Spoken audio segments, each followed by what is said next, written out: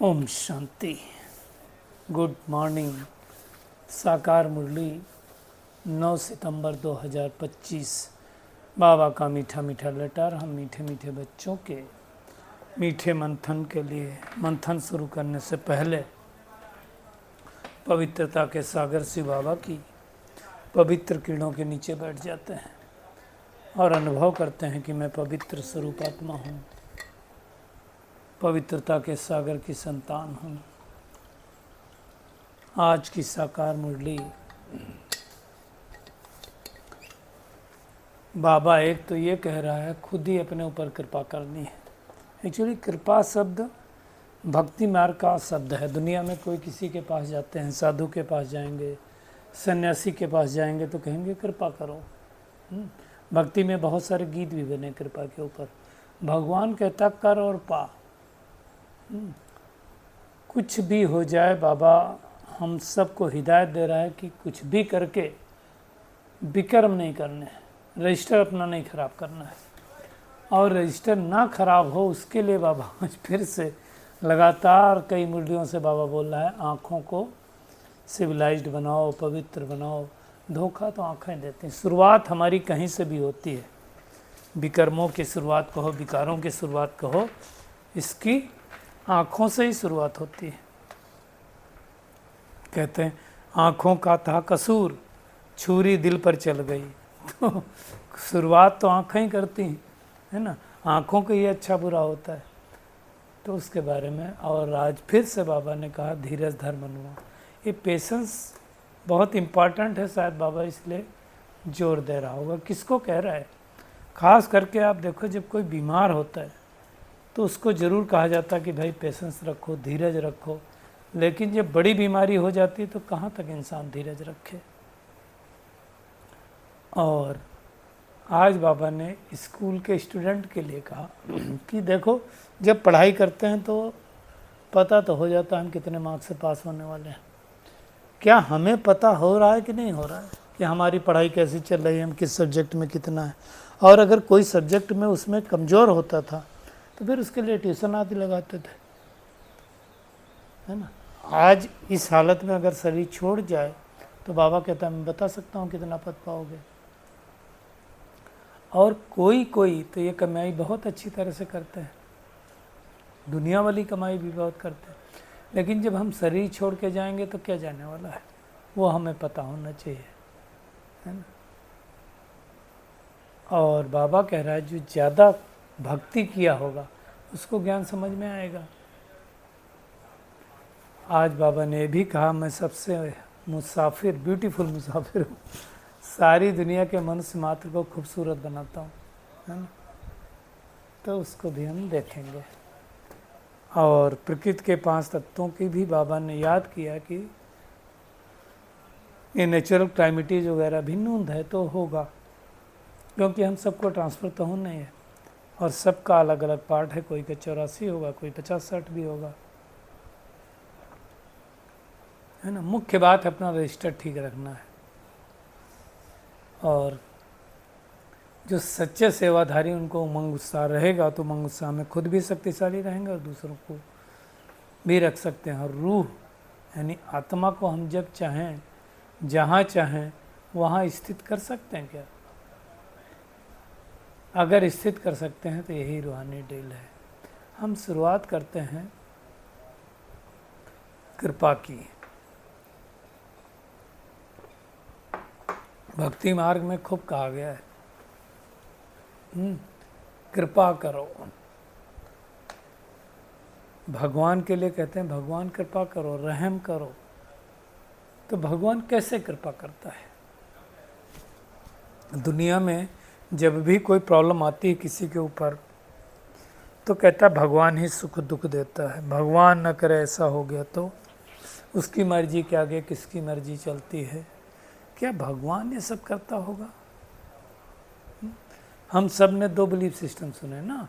एक तो क्या है पत्ता पड़ता भगवान की मर्जी से चलता है, भगवान सब करता है। और दूसरा हम सुनते हैं जैसे कर्म आप करेंगे वैसा फल आपको मिलेगा। ये हम सब ने सुना, गीता के सार में भी है।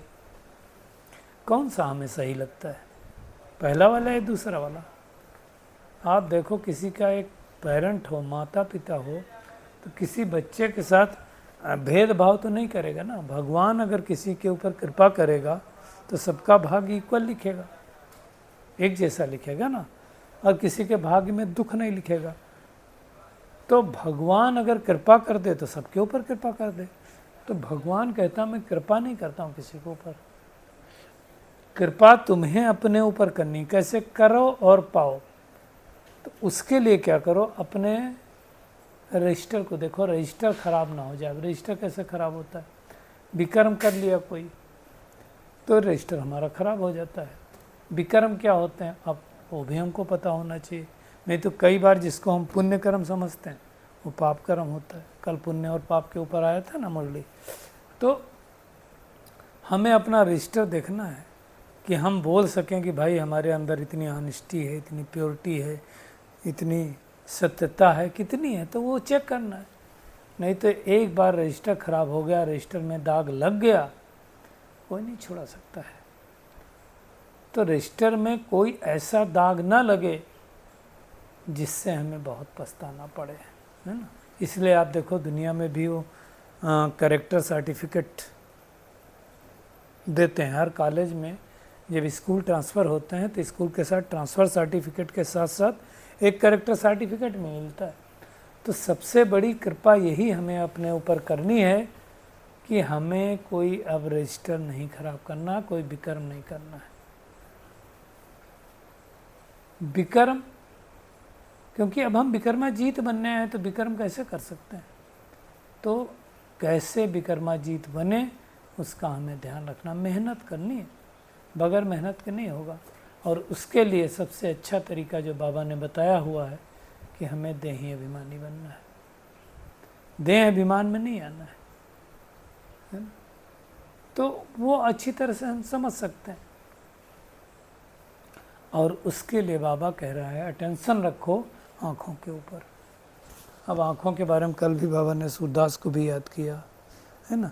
धोखा तो आँखें ही देती है, शुरुआत आँखों से होती है। कई लोग बोलते हैं कि देखते ही मेरा बस हो गया, उससे प्रेम हो गया। देखते ही कोई किसी का प्यार नहीं होता है, देखते ही देह का आकर्षण होता है, दैहिक आकर्षण होता है, प्यार नहीं होता है। प्यार के लिए तो मेरिट डेमेरिट सामने वाले की जानी पड़ती है। और अगर देखते ही प्यार हो गया तो फिर बाद में नफरत क्यों हो जाती है। आज शरीर को देख करके प्यार हुआ, कल शरीर ढल जाएगा तो नफरत हो जाएगी। तो ये कहना ये बहुत ही निम्नता की बात है, ऐसा नहीं होता है। तो धोखा कौन देती है, आँखें। शुरुआत आँखों से ही होती है। कोई चीज़ आप देखेंगे सामने पेड़ में लगी है, आँखों ने देखा तो आँखें एक इम्प्रेशन अंदर क्रिएट करेंगी, मन कहेगा चलो इसको तोड़ लो, तभी तो करेगा ना। शुरुआत कौन करता है, आँखें करती हैं। इसलिए आप देखो लास्ट में सज़ा भी आँखों को ही मिलती है। हमने पहले भी बताया था ना, आँखों ने मान लो गार्डन में देखा आम लगा हुआ है ना, आँखों ने दिखाया, मन ने कहा मिल जाता तो खा लेता। बुद्धि ने चित्र दिखाया, मन ने का आदेश दिया, बुद्धि ने आदेश दिया पैरों को कि चल देखते हैं, ट्राई करते हैं। पैर चल के गए, हाथों ने तोड़ा। खाया किसने, मुख ने। उधर से आया गार्डनर, पिटाई किया पीठ पर। पीठ बोली मैंने तो कुछ किया ही नहीं था, मेरे को क्यों पिटाई हुई। पीठ को लेकिन पिटाई जब हुई तो दर्द को फील कौन किया, मन रोया।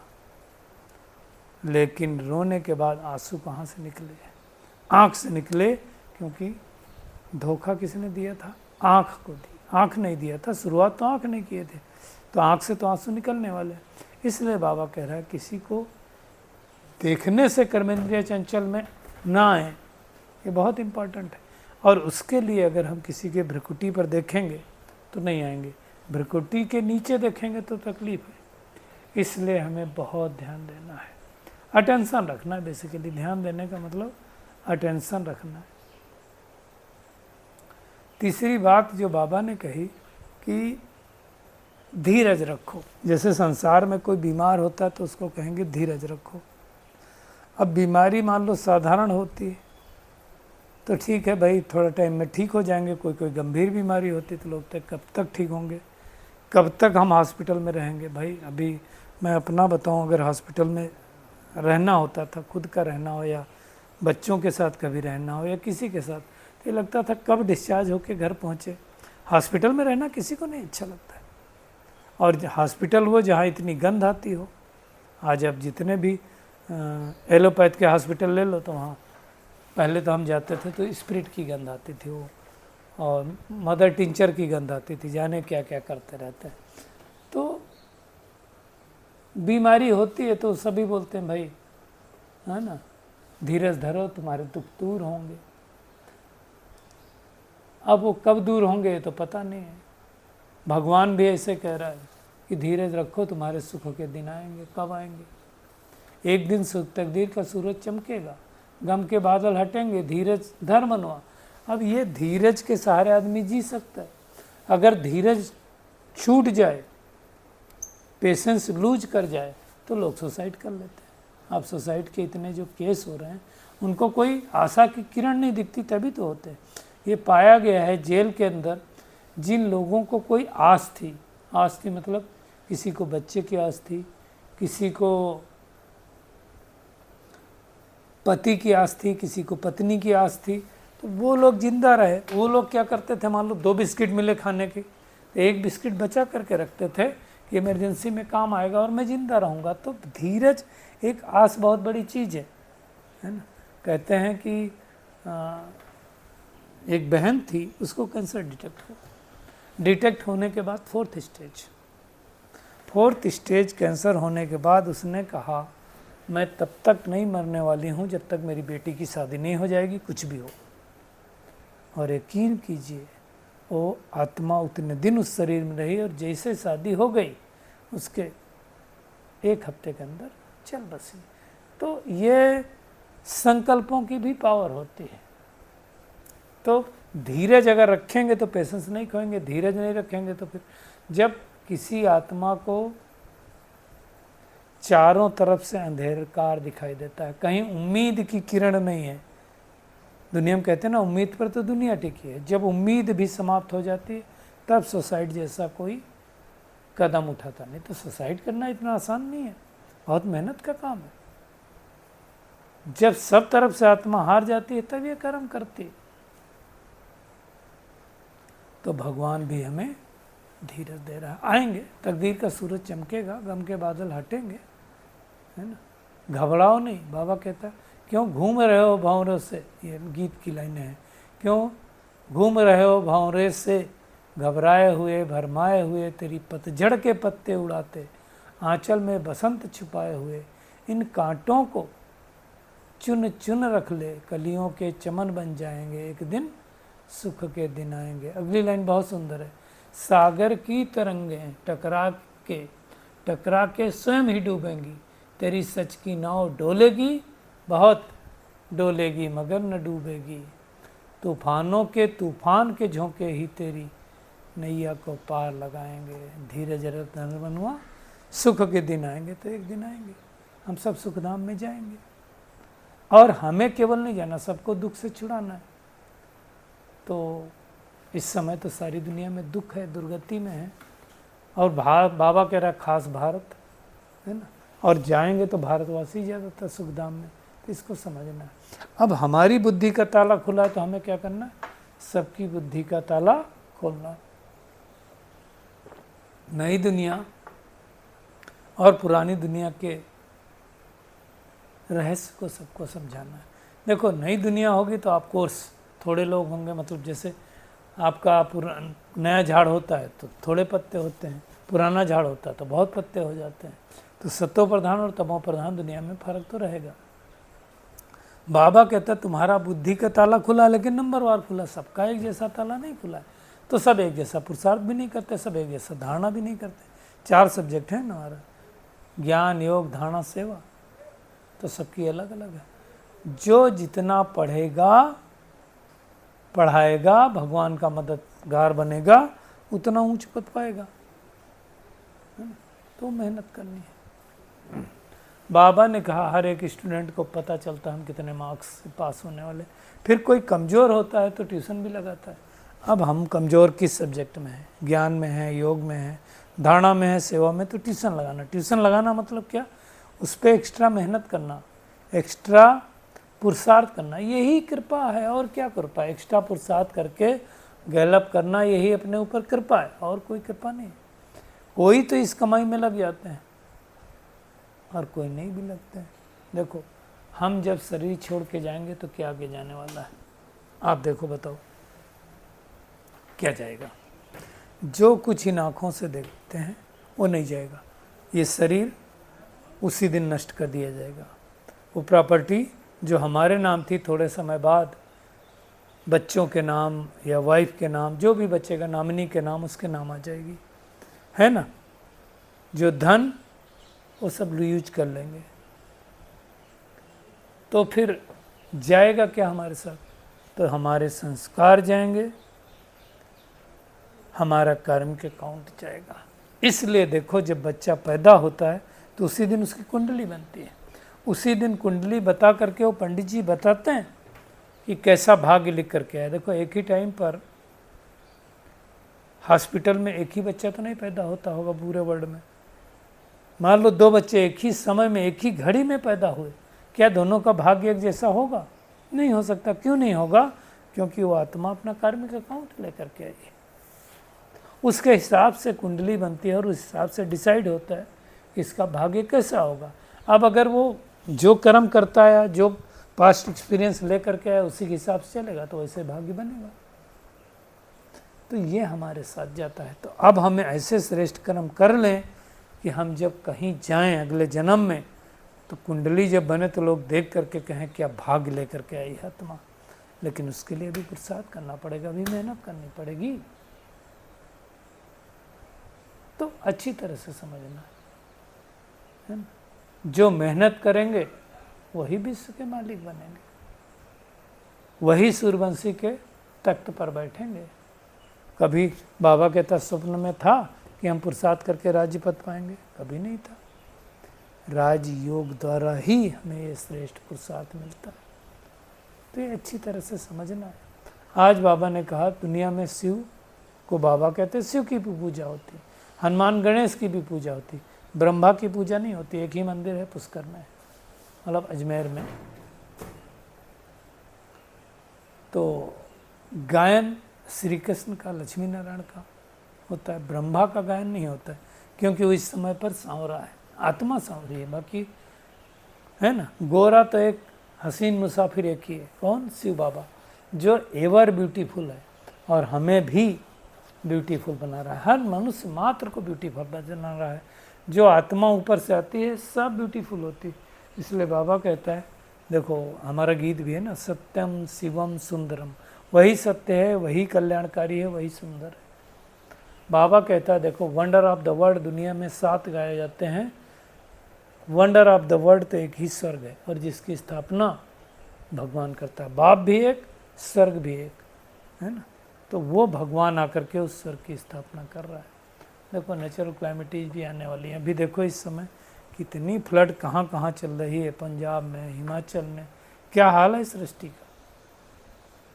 तो विनाश में नेचुरल क्लाइमेटीज भी इन्होंने दी, क्योंकि ये प्रकृति के 5 तत्व हैं। इन प्रकृति के 5 तत्वों द्वारा हमने बहुत विक्रम किए, बहुत ज़्यादा सताया है प्रकृति के तत्वों को। तो प्रकृति को तो नाराज़गी होगी, तो बदला लेने वाली है ना। बाबा कहता है तो तुम्हें मेहनत करनी है। चैरिटी बिगिंस विद होम, अपने घर से शुरुआत करो, फिर मित्र संबंधियों से शुरुआत करो, बिरादरी से शुरुआत करो, पीछे पब्लिक से शुरुआत करो। बाबा तरीका बता रहा है ना। ओम निवास में जैसे बहुत सारे बच्चे रहते थे, वैसा भी बाबा कहता है कर सकते हो। और इस ड्रामा में सबके जन्म अलग अलग, सब तो 84 जन्म नहीं लेंगे, कोई के 84 होगा, कोई के 50-60 जन्म भी होंगे, है ना। तो हर एक का अविनाशी पार्ट आत्मा में नूंदा हुआ, कब शुरू हुआ कब बंद हुआ ये नहीं कह सकते हैं। तो ये बातों को अच्छी तरह से समझ करके मेहनत करनी है। जैसे जैसे दुनिया में देखो इम्तहान का समय आता है तो क्या करते हैं, बड़ी मेहनत करते हैं। तो हमारी भी अब प्रिपरेशन लीव चल रही, तो प्रिपरेशन लीव में क्या करनी, बहुत मेहनत करनी है। आज के वरदान पे आते हैं, सर्व को उमंग उत्साह का सहयोग दे, शक्तिशाली बनाने वाले सच्चे सेवाधारी भव।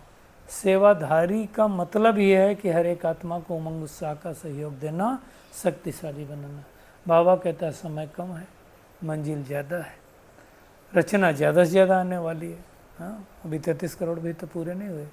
तो बाबा कहता है इतनी संख्या में खुश नहीं हो जाना कि बहुत आ गए, बहुत संख्या बढ़नी है। तो साकार मुरली तब कहा था, अभी तो करोड़ों लोग आते हैं तो भी अभी और आने हैं।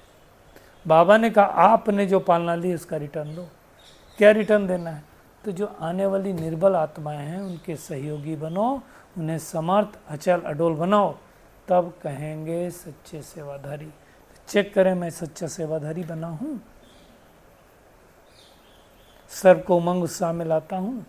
बाबा कहता है रूह को जब चाहो, जहाँ चाहो, जैसे चाहो स्थित कर लो। यही तो रूहानी ड्रिल है।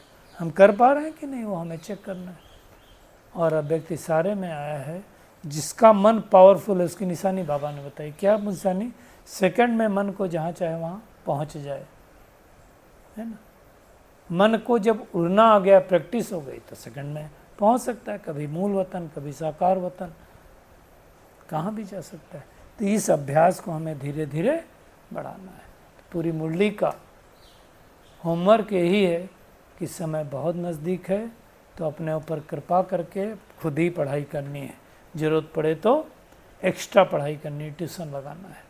पुरुषार्थ कर खुद का, दूसरों का भी कल्याण करना है, पढ़ाई पढ़नी और पढ़ानी है। और उसके लिए चैरिटी बिगिंस एट होम। देही अभिमानी बन करके अविनाशी सच्ची कमाई जमा करनी, रजिस्टर न खराब हो, बिल्कुल ध्यान रखना है ना। और सेवाधारी अर्थात सबको उमंग उत्साह का सहयोग देकर शक्तिशाली जो बनाता है उसको सेवाधारी कहते हैं। तो हमें निर्बल आत्माओं का सहयोगी बन करके, है ना, उन्हें समर्थ अचल अडोल बनाना है। और हम जहाँ मन चाहें, जितनी देर चाहें, जब चाहें, जहाँ चाहें मन को अगर एकाग्र कर सकते हैं तो उसको ही कहा जाएगा पावरफुल मन। तो यही पावरफुल मन की निशानी है। अच्छा।